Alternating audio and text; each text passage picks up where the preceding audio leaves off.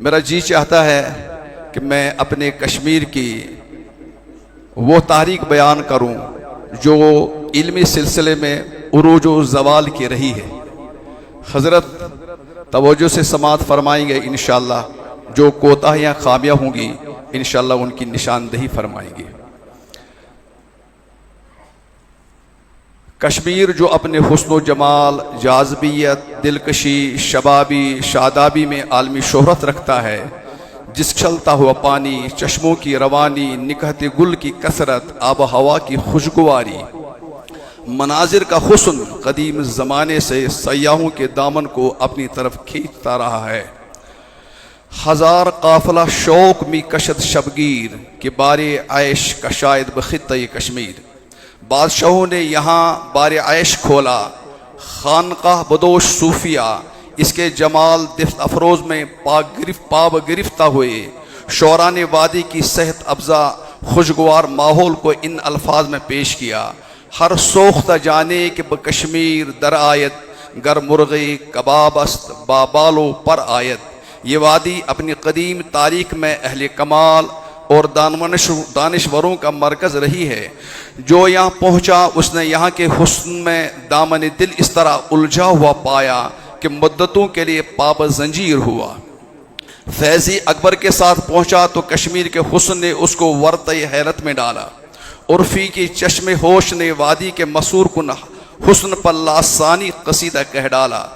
قابل قدر بزرگوار، کشمیر کے علمی، ثقافتی، مدارس، خانقاہوں کے عروج و زوال کی داستان دلچسپ بھی ہے اور عبرت انگیز بھی۔ میں تاریخ کے حوالے سے مختصر طور پر چند اشارے آپ کے سامنے پیش کروں گا، جس سے آپ ہماری تابناک ماضی اور فیض رسانی کے دور عروج اور حال کی زبوں حالی اور علمی دریوزہ گری اور اس کی بنا پر افسوسناک حد تک زوال کا اندازہ کر سکتے ہیں۔ مہمان ذی وقار، یہ وادی ایک وقت ایک ایسی زرخیز زمین تھی جس نے ایک وقت میں شیخ یعقوب سرفی جیسے مفسر، محدث، فقیہ کو پیدا کیا، جو کشمیر کے تعلق سے جلال الدین اکبر کا مشیر، علمی مجالس میں فیضی کا قریبی دوست، جو فیضی کی تفسیر غیر منقوط پر اگرچہ ایک طرف تقریض لکھتا ہے تو دوسری طرف اس کی تفسیر سے پیدا ہونے والے منفی اثرات پر بلا جھجک شاندار تبصرہ و تنقید کرتا ہے۔ یہ کشمیری شیخ ایک طرف اگرچہ شیخ سلیم چشتی کے محفل عشق کا ندیم ہے تو دوسری طرف حضرت مجدد الفسانی، شیخ احمد سرہندی جیسے مجدد و مربی کے استاد و مربی بھی ہے۔ عالمگیر کے عہد میں ایک نامور کشمیری عالم مولانا محمد اشرف منٹو نے اورنگزیب کی بیٹی زیب النساء کے حکم سے امام فخر الدین رازی کی التفسیر الکبیر کا ترجمہ کیا۔ میر سید علی حمدانی کے رفقا میں میر محمد قاری، حافظ قرآن، ظاہر اور باطنی علوم میں جامعیت کے مالک ہونے کے علاوہ 7 قراتوں کے ماہر تھے۔ عہد شاہ جہاں کے ایک نامور کشمیری عالم ملا حسن نے تفسیری بیضاوی کا حاشیہ لکھا اور علمی مجالس میں تفسیری بیضاوی کے اقتباسات فرفر سناتے تھے۔ ملا اکبر خان، شیخ محمد عثمان چشتی، جمال الدین خواجہ محمد کشمیری متفقہ طور پر شاہ ولی اللہ محدث دہلوی کے ممتاز ترین شاگردوں اور ان کے علوم و افکار کے ماہروں میں شمار ہوتے تھے۔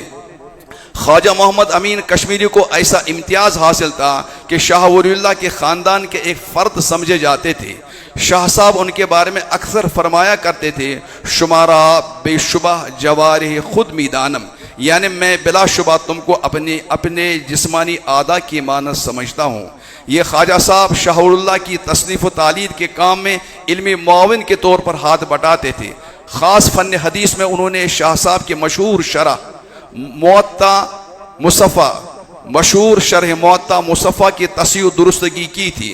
مولانا عبدالحی چشتی لکھتے ہیں: صححہ وحدبہ بعد وفاتہ وصحابہ الشیخ محمد امین ولی اللہ۔ ان کی وفات کے بعد ان کے شاگرد محمد امین ولی اللہ نے ان کی تصحیح و تہذیب کا کام انجام دیا۔ ان کو شاہ عبدالعزیز محدث دہلوی کے استاد و مربی ہونے کا بھی فخر ہے، جس کا ان کو اعتراف بھی تھا اور فخر بھی۔ جب شاہ عبدالعزیز محدث دہلوی کی جلیل القدر تالیف تحفہ اثنا عشریہ پورے ہندوستان میں مورد بحث و مناظرہ بن رہی تھی، تو مولانا رشید الدین کشمیری اہل سنت والجماعت کی طرف سے اور شیخ محمد عنایت شیعہ فرقی کی طرف سے صف اول کے مناظر و متکلم کی حیثیت سے مشہور ہوئی، اور یہ دونوں کشمیری الاصل عالم تھے، اور اتفاق سے دونوں شاہ عبدالعزیز محدث دہلوی کے شاگرد تھے۔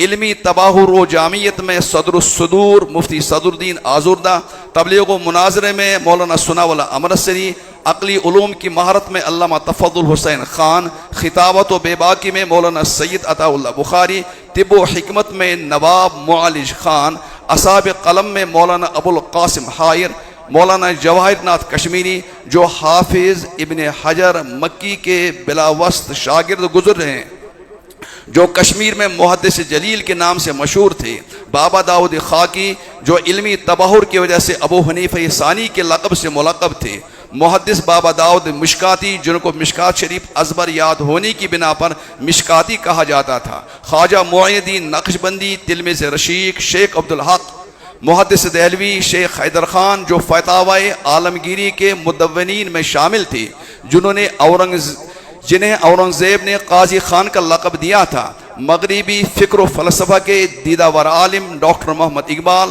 خاتم المحققین والمحدثین علامہ انور شاہ کشمیری جیسی عظیم الشان باکمال اور روحانی شخصیتیں کشمیر ہی کی زرخیر زمین مٹی سے تعلق رکھتی تھی۔ عالی مرتبت سامعین، ان مذکورہ چند افراد جن کی جامعیت پر کوئی حرف گیری نہیں کر سکتا ہے کہ احسانات کو پوری دنیا میں خاص طور پر بر صغیر کیوں کر فراموش کر سکتا ہے، لیکن آپ حضرات کو یہ سن کر حیرت ہوگی کہ کشمیری مسلمان ان سارے جلیل قدر ہم وطنوں سے براہ راست کم مستفید ہو سکے۔ شاید ملا طاہر غنی کشمیری نے یہی بدقسمتی محسوس کرتے ہوئے اپنا یہ مشہور حسرت بھرا شعر کہا تھا، غنی روز سیاہ پیر کنعان را تماشا کن کہ نور دیداش روشن کند چشم زلیخا را۔ یہی وجہ ہے کہ یہ وادی آج بھی بدعات و محدثات کی گرفت میں ہے، مصنوعی رہبروں کی شکل میں غول کے غول ادھر سے ادھر دوڑ کر متاعی دین کی قزاقی کر رہے ہیں۔ خالص دینی علمی اداروں کا نام و نشان نہ تھا، جہاں تہاں کوئی مکتب تھا، کشمیریوں کے شقاق و نفاق نے کام کرنے کی مہلت نہ دی۔ ابنائی وطن کی جہالت و بدعات، خرافات، محدثات کا اصطلاح، قزاقان دین کا تسلط، دین سے بیگانگی، ان حالات نے اگرچہ علامہ کشمیری کو کشمیر میں ہی قیام اور وطن کی خدمت کے لیے مجبور کیا، لیکن قلیل عرصہ میں اہل وطن کی بدمعاملگی، ناقدری نے علامہ کو وطن سے دل برداشتہ کر دیا، اور مجبوراً وہ وطن چھوڑ کر دیوبند اور گجرات کو اپنی علمی روشنی سے منور کرتے رہے۔ آج بھی بیوت اللہ مسنون ذکر اللہ اور نمازیوں کے بجائے لایانی نعروں سے گونج رہے ہیں۔ پوری وادی میں آج بھی تعلیمی صورتحال اس قدر افسوسناک اور حیرت انگیز ہے، کسی بھی مسجد میں امام صاحب کی قرات سن کر آپ قرآن شریف کے ساتھ اس مسلم اکثریتی علاقے کی بے التفاتی کا مشاہدہ کر سکتے ہیں، جس کی نظیر دنیا کے کسی گوشے میں کم ہی مل سکتی ہے۔ ایک بچہ حافظ قرآن ہو سکتا ہے، یہ کشمیریوں کے لیے نئی دریافت تھی۔ مفتی، قاضی، محدث، مفسر، شیخ الاسلام، شیخ الحدیث وغیرہ دینی مناصب کے الفاظ بھی اہل وطن کے لیے قطعاً غیر مانوس تھے۔ آج بھی مروجہ اسکولوں میں قرآن پڑھا جاتا ہے، لیکن پڑھنے میں وہی ناہنجاری اور طرز تعلیم کا وہی مغربی کہ استاد کرسی پر بیٹھ کر پڑھائے، طلبہ قربان لے کر نیچے بیٹھتے ہیں۔ اس کا مطلب یہ نہیں یہاں علماء نہیں رہے، بلکہ مادر علمی دارالعلوم دیوبند وغیرہ سے ہر سال فضلہ کی ایک کھیپ نکل کر پہنچتی، لیکن حالات اس قدر ناموافق، وہ سب دین کے شعبے میں کوئی بار آور خدمت انجام دینے کے بجائے اپنی معاشی حالت درست کرنے کے لیے اسکولوں کی تلاش میں نکل جاتے تھے۔ غرض اس زبوں حالی کا شکار دین کا ہر شعبہ ہوا، اور حالت بئی جا رسید کہ کشمیر کا ذرہ ذرہ اس طویل آرزو و تمنا میں وقت گزار رہا تھا کہ مرد از بیروں آید وکار بکند، اور کچھ لوگوں نے حالات کا مقابلہ کیا اور جوان مردی سے تعلیم و تربیت کا ارادہ کیا، تو وہ حیران و پریشان تھے کام کا آغاز کہاں سے کریں، کیونکہ ان کے سامنے صورتحال اس سے مختلف نہ تھی کہ تن ہما داغ داغ شد پمبا کجا کجا می نہ ہم، کیونکہ جس قوم کا تہذیبی ورثہ لٹ گیا ہو، حال ماضی سے کٹ گیا ہو، وہ قوم گو نام سے باقی ہو مگر حقیقت میں اس کی نبضیں خاموش ہوتی ہیں۔ وہ کسی دوسری قوم کے قالب میں جلوہ گر ہو تو یہ زندگی کی علامت نہیں بلکہ اصل کے اعتبار سے موت کی آغوش میں ہے۔ غرامی قدر سامعین، اس زوال کے ظاہری اسباب میں جہاں اہل وطن کی بے قدری کو دخل ہے، وہاں وقت کے جابر حکمران بھی اسے بری نہیں قرار دیے جا سکتے ہیں، جن کی نااہلی انتقامی ذہنیت ہی کی وجہ سے یہ پرآشوب دور آ گیا، جس سے علوم شرعیہ کے خیمے اڑ گئے، علم کے چشمے سوکھ گئے، آسمان سے باتیں کرنے والے مدارس خانقاہوں کے عالی شان عمارتیں زمین بوس ہو کر منہدم ہوئی، علم کے جھنڈے سرنگوں ہوئے اور ماں بہل افتخار علامتیں مٹ گئی۔ 14ویں صدی عیسوی میں اگرچہ کشمیر کے سرحدی علاقوں میں کچھ مسلمان آباد ہو چکے تھے، لیکن فاران سے طلوع ہونے والے آفتاب کی روشنی میں اس بدقسمت زمین پر بہت بعد میں پڑی، اور ایک بزرگ صوفی حضرت سید شرف الدین عبد الرحمن بلبل کے ہاتھ پر وقت کا بادشاہ بدھ مذہب کا مورثی پیروکار ریچن اسلام قبول کرتا ہے اور صدر دین کا اسلامی نام اختیار کرتا ہے۔ عبد الرحمن بلبل کے ذریعے اس سرزمین میں اسلام کا بیج بویا گیا، لیکن اس ننھے پودے کی مکمل آبیاری امیر کبیر حضرت میر علی ابن شہاب الحمدانی نے قبول کی۔ کشمیر کے مسلمان حضرت امیر کبیر کے احسانات کو کبھی فراموش نہیں کر سکتے ہیں۔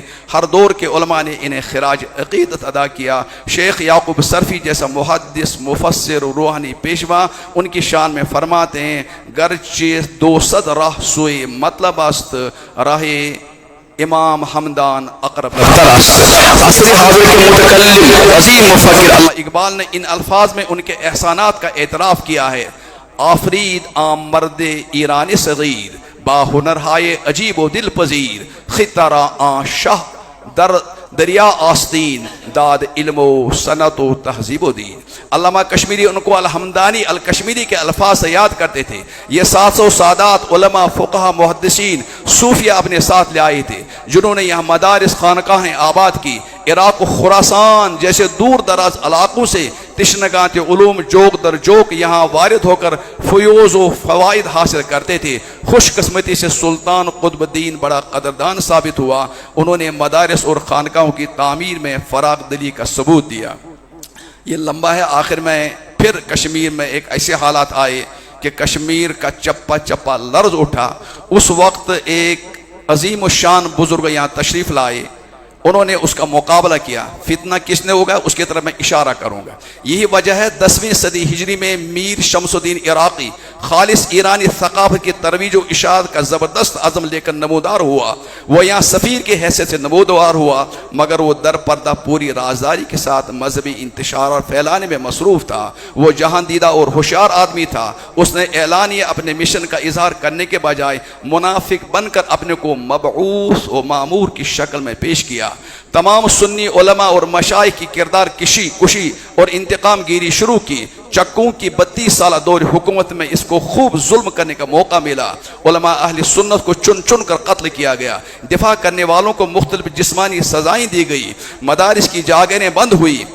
علم و فن کا بازار سنسان ہوا۔ تذلیل و استہزاء اور قتل غارت گیری کے اس گرم بازار میں بہت سے علماء مشائخ پہاڑوں کی چٹانوں اور غاروں میں پناہ لینے پر مجبور ہوئے۔ کچھ نے ہجرت کی، کچھ مفاد پرست علماء نے مداہنت سے کام لیا، لیکن بعض مردان خدا انجام النتائج سے بے پرواہ ہو کر مقابلے پر اتر آئے اور عام لوگوں کا ایمان بچانے کے لیے اپنی زندگی داؤ پر لگائی۔ اور میں شیخ الاسلام بابا اسماعیل کبروی سرفہرست ہیں، جنہوں نے شمس الدین عراقی کے عقائد کی قلی کھول دی۔ اس کے بعد دوسری عظیم روحانی شخصیت جس نے اس عراقی شیعہ کے عقائد تارو پود فضائی دنیا میں بکھیر دیے، وہ سلطان عارفین شیخ حمزہ مخدوم کی باعظمت شخصیت تھی، جن کو اللہ تعالیٰ نے عظیم روحانی بصیرت سے نوازا تھا۔